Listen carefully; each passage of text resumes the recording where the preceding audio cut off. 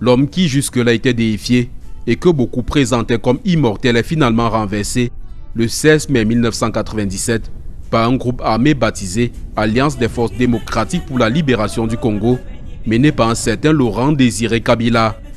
Il parvient à s'exiler au Maroc où il meurt le 7 septembre 1997 à l'âge de 67 ans.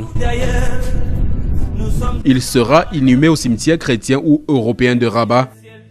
Les débats autour du rapatriement de sa dépouille n'ont jamais fait l'unanimité en République démocratique du Congo.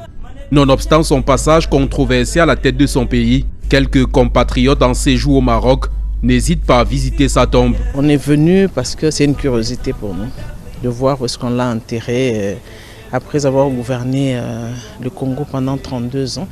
Alors on voulait un peu voir où est-ce qu'il repose, tout simplement par curiosité. Et tout un patrimoine qu'on voit ici, c'est notre deuxième président de la République démocratique du Congo et on ne pouvait pas passer à Rabat ou au Maroc sans venir quand même, venir faire un petit recueillement étant congolais. Pour eux, la vie et la mort de Mobutu devraient servir de leçon aux personnes encore en vie. Vanité de vanité, tout est vanité. Il a habité les palais des marbres avec des robinets en or et tout. Et là, on se retrouve comme tout le monde, dans un petit lieu, sous terre. Donc, ça ne sert à rien d'être orgueilleux ou de se dire qu'on est plus grand que les autres parce que là, on finit de la même façon. Peu importe la grandeur, un jour on partira.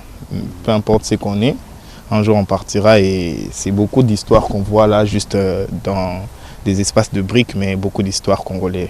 Parti sur la pointe des pieds du Zaïre, actuelle République démocratique du Congo où il a régné durant des décennies d'une main de fer, c'est finalement dans ce modeste mausolée du cimetière chrétien de Rabat que Mobutu Sese Seko repose pour l'éternité à plus de 6000 km de la terre de ses ancêtres.